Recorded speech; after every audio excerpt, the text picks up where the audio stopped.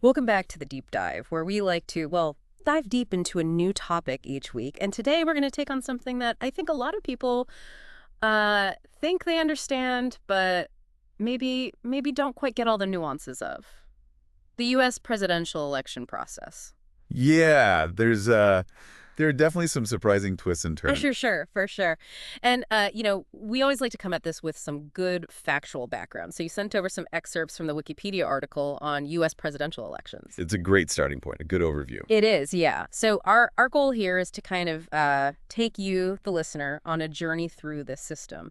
By the end of this deep dive, you should not only understand how it works, but maybe have a few, interesting nuggets of knowledge you can share. Absolutely. I think we'll uncover some things that might surprise even those who follow politics closely. Exactly. So let's just jump right in. When we talk about U.S. presidential elections, we got to start with kind of the elephant in the room, the Electoral College. It's the cornerstone of the system, but it's also a source of a lot of debate and confusion. Right, right. So for those who maybe don't have a complete grasp on it, what exactly is the Electoral College?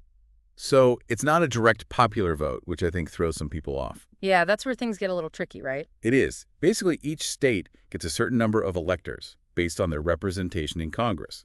That means their number of senators plus the number of representatives. And it's these electors who actually cast the votes that determine the president. Okay, so the popular vote, like the total number of votes cast by individual citizens across the country, doesn't directly determine the winner. That's right. It's not a one-to-one relationship between the popular vote and the outcome of the election. I see. So how did this whole electoral college system come about? What's the historical context here? Well, it was, like a lot of things in the Constitution, a compromise. Back when the Founding Fathers were putting it all together, there was a lot of disagreement about how to choose the president. I bet it was a pretty contentious time, I imagine. Oh, absolutely. Some wanted Congress to have the power. Others pushed for a straight-up popular vote. The Electoral College kind of emerged as this middle ground. A way to balance those different viewpoints. That makes sense. And thinking about history, it's pretty wild that in those early days, state legislatures often got to choose the electors directly. Can you imagine? The power dynamics at play there must have been intense. Wow. Yeah. It's a far cry from how we do things today. Huh. And speaking of how we do things today, there's that thing about U.S. territories and the lack of electors. Right, right. Residents of those territories, even though they're U.S. citizens, they don't get to vote for president. No electoral college representation at all. It's pretty mind-blowing when you think about it. It definitely raises questions about fairness and representation within the system. It does. Okay, so we've kind of laid the groundwork here. The Electoral College is this system born out of compromise with a pretty fascinating history, but of course it's not without its controversies. Oh, no, not at all. And I think one of the biggest points of contention is that winner-take-all system you mentioned earlier. Yeah, that's a big one. Can you I- break that down for us? What does winner take all actually mean in practice? So in most states, whoever wins the popular vote within that state, even if it's by a tiny margin, they get all of that state's electoral votes. So you could, like, theoretically win a state by just a handful of votes and still walk away with all its electors? Exactly. And that's why we've had situations 5 times in U.S. history, actually, where a candidate has won the presidency but actually lost the overall national popular vote. Wait, 5 times? That's happened more than I realized. It does make you wonder about the fairness of it all. It's a question that comes up a lot. Some argue that it protects smaller states, prevents them from being overwhelmed by a few big population centers. Right, so it's like a balance of power thing. Exactly. But then others say, well, hold on, it kind of undermines the principle of one person, one vote, because your vote might matter more or less depending on where you live. It's a fascinating dilemma, really. It's like this ongoing debate about what fairness actually looks like in a system like this. And it's not just a theoretical debate either, right? I mean, this has actually had real-world consequences. It has, yeah. And it's bound to keep sparking conversations for as long as we have the Electoral College. For sure. But it's not like every single state does this winner-take-all thing, right? Yeah. There are a couple of exceptions. There are, yeah. Maine and Nebraska, they do things a little differently. They allocate some of their electors by congressional district, not just statewide. Huh. Interesting. So that means the electoral votes from those states could potentially be split between candidates? Exactly. It's a more nuanced approach, you could say. It is. And then there's that whole thing with faithless electors, which always sounds kind of mysterious. Ah, yes, the electors who go rogue. Exactly. Like, how does that even happen? So it's pretty rare, but sometimes an elector will actually vote for a candidate different from the one who won their state's popular vote. Really? Like they just decide to go against the will of the people in their state? Essentially, yeah. It's never actually changed the outcome of a presidential election, Yeah. but it's a reminder that the system has these, well, quirks. It definitely adds another layer of complexity to things. But let's step back for a second and think about how we even get to the point of having these electors cast their votes in the first place. We have to choose the candidates somehow. And that's where primaries and caucuses come in, right? Right. And that's another part of the system that has its own interesting history. Yeah, because I'm guessing that wasn't explicitly laid out in the Constitution either. You guessed right. Primaries and caucuses, as we know them, weren't part of the original plan. Really? So how did we end up with the system we have today? Well, it was kind of an evolution within the political parties themselves. Think of it like their own internal competitions to figure out who gets to be their champion in the general election. So like a tryout process within the parties. Exactly. And that's why we hear so much about Iowa and New Hampshire. They go first, right? The Iowa caucus and the New Hampshire primary kick off the whole thing. They do, yeah. They set the stage, and all eyes are on them because early wins can build momentum for a candidate. Makes sense. But even in primaries and caucuses, we're not actually directly voting for the president, are we? It's a little more indirect than that. It is, yeah. In most cases, what you're really doing is choosing delegates who are pledged to a particular candidate. And it's those delegates who then vote for the nominee at the national conventions. Oh, I see. So it's like a two-step process. Voters express their preference, but the final decision is made by the delegates at the convention. Exactly. That's pretty interesting. And I imagine that could lead to some pretty unpredictable scenarios. Like what happens if no candidate gets a clear majority of delegates during those primaries and caucuses? That's when you get what's called a brokered convention. Ooh, brokered convention. That sounds intense. What does that even mean? Well, basically, it's a situation where no one has a clear majority going into the convention. So delegates are freed from their pledges. So all bets are off. Pretty much. Yeah. And the convention floor becomes this whirlwind of negotiations and deal-making. Different factions within the party are trying to rally support behind a single candidate. Wow, it sounds like pure political drama. I can just imagine the tension in the room. Oh, I'm sure it's quite a spectacle. And it's a reminder that the system is designed to adapt, to accommodate these kinds of complexity. For sure. And all of these intricacies play into how campaigns are actually run, right? Because of the Electoral College, it's not just about winning the most votes overall. No, it's a much more strategic game than that. It is. Candidates have to focus on winning specific states to secure enough electoral votes to reach that magic number. Absolutely.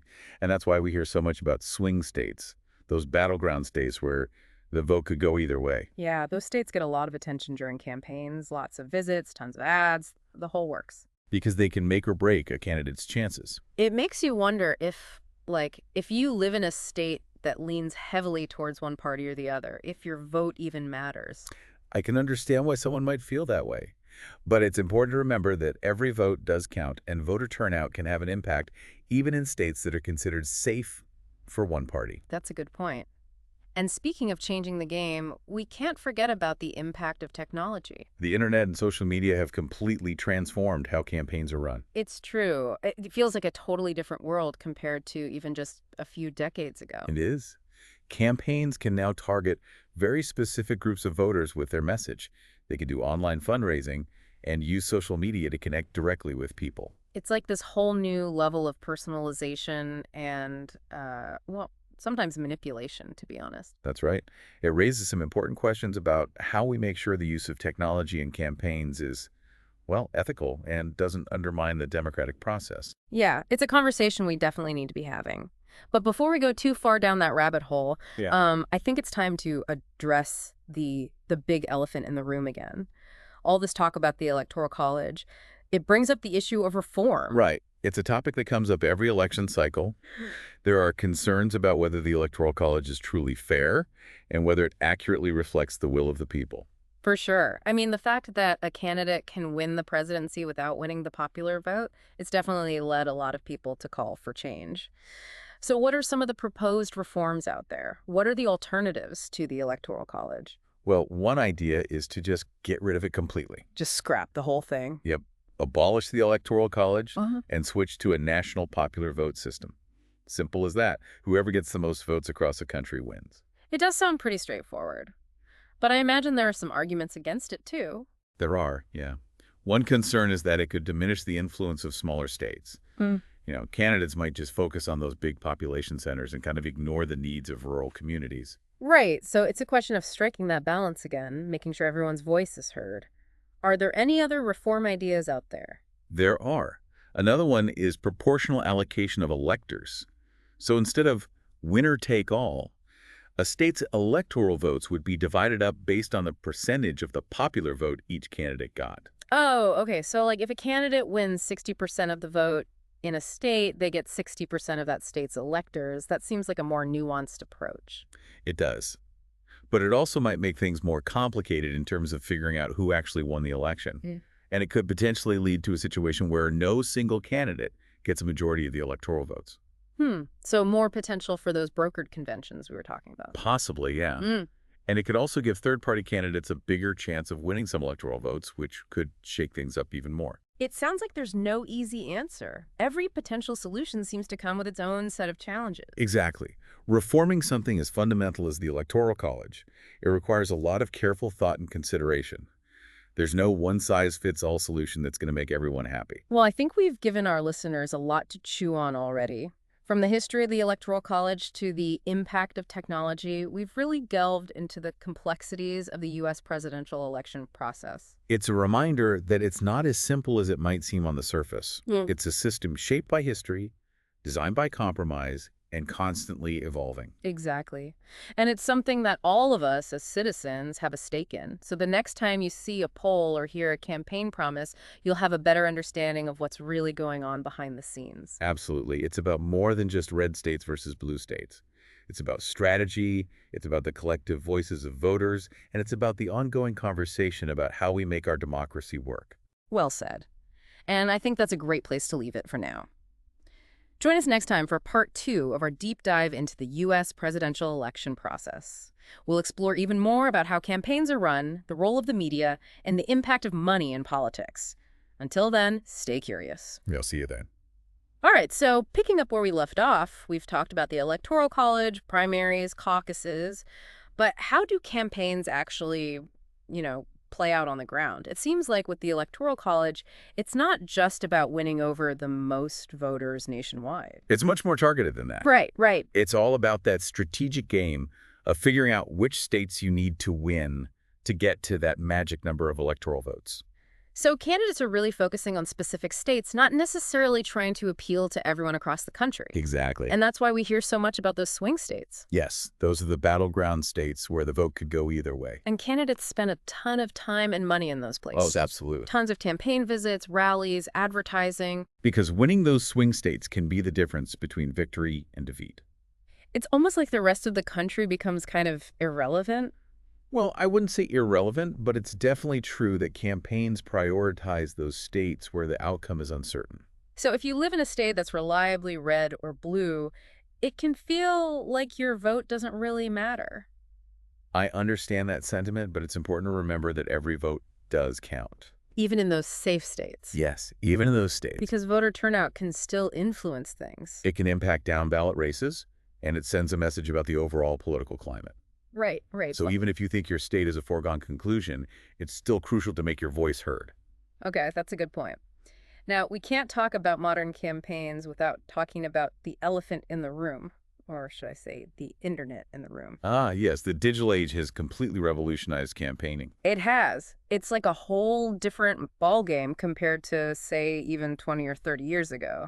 Back then, it was all about TV ads, direct mail, phone banking. Now it's all about online fundraising, targeted ads on social media, using data to analyze voter behavior. Candidates can connect with voters directly through platforms like Twitter and Facebook. They can bypass traditional media outlets and control their own message. And they can tailor their message to very specific demographics. Based on things like age, location, interests, even online shopping habits. It's pretty amazing, but also kind of scary when you think about it. It is, yeah. There are definitely concerns about privacy and the potential for manipulation. Like, are we really making informed decisions if we're being bombarded with hyper-targeted ads that play on our emotions and biases? That's a big question, and there's no easy answer. It seems like technology has given campaigns incredibly powerful tools. It has, and it's up to us as citizens to be aware of how those tools are being used and to think critically about the information we're consuming. So it's more important than ever to be media literate, to fact check, to really engage with the issues. Okay, so we've talked about the Electoral College, primaries and caucuses, and how campaigns are run in this digital age. But there's another piece of the puzzle that we can't ignore: money. Ah, yes.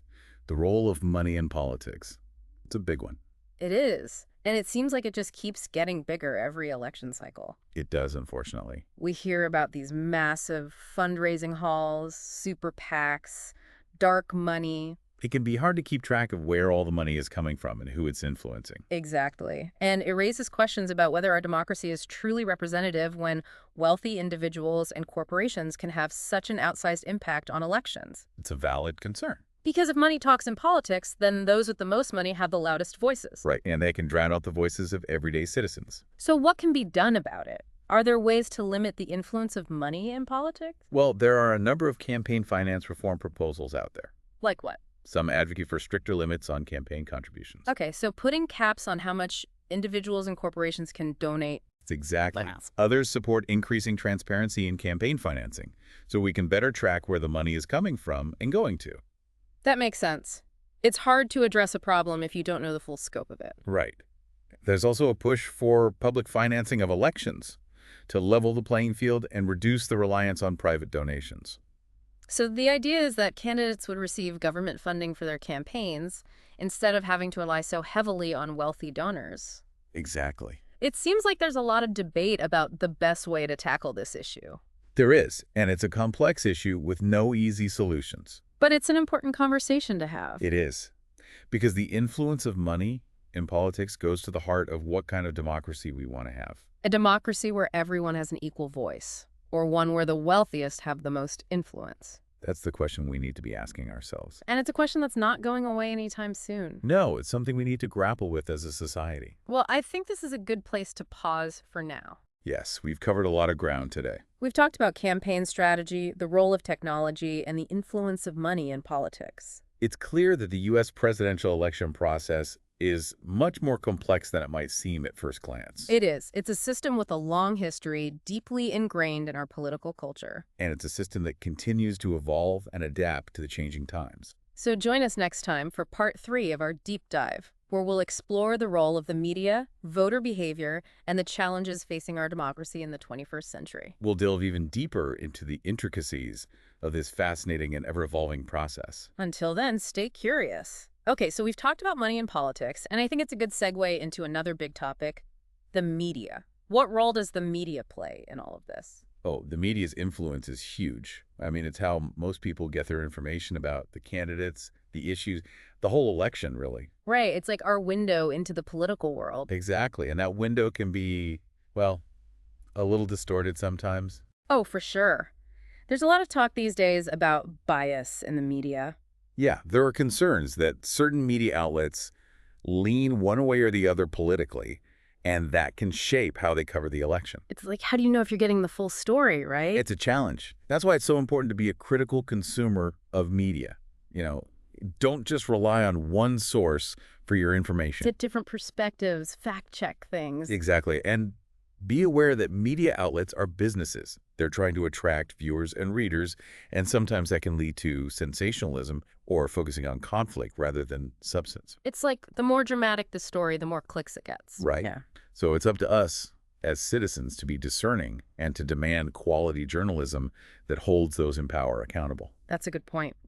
And speaking of holding people accountable, we've talked about the candidates, the campaigns, the media, but ultimately it comes down to the voters. It does. The voters are the ones who decide who wins and who loses. So how do voters actually make their decisions? Like, what factors influence who they vote for? Well, it's a complex mix of things. There's party affiliation, of course. Yeah. A lot of people vote consistently for one party or the other. Right. They're either on the red team or the blue team. Exactly. But then there are also individual issues that might sway a voter. You know, like the economy, healthcare, climate change. The things that directly affect their lives. Exactly. And then there's the whole, the personality Well, factor. do they like the candidate? Do they trust them? Yeah, that gut feeling can play a role too. It's interesting, right? Because you have all these kind of rational factors and then these more emotional ones all mixed together. It is. And it can be hard to predict how those factors will play out in any given election. Which is why polling can be so tricky, I guess. Exactly. Polls can give us a snapshot of public opinion, but they're not always accurate predictors of how people will actually vote. There's always that margin of error and those unpredictable events that can happen in the final days or weeks of a campaign. It's exactly. So it sounds like there's a lot we still don't know about voter behavior. It's this constantly evolving thing, just like the rest of the election process. It is. And that's what makes it so fascinating to study. It does. Well, we've covered a lot of ground in this deep dive. We've explored the history, the mechanics, the strategies, and the challenges of the U.S. presidential election process. It's clear that it's a complex system full of twists and turns. It's a system that reflects our history, our values, and our ongoing struggle to create a more perfect union. And it's a system that's constantly evolving. Who knows what the future holds for U.S. presidential elections? That's the exciting part. We get to be a part of that evolution. Every vote we cast, every conversation we have, every action we take to engage in the process, it shapes the future of our democracy. Well said. So to all our listeners out there, stay informed, stay engaged, and stay curious. And most importantly, make your voice heard. Thanks for joining us on this deep dive into the U.S. presidential election process. Until next time.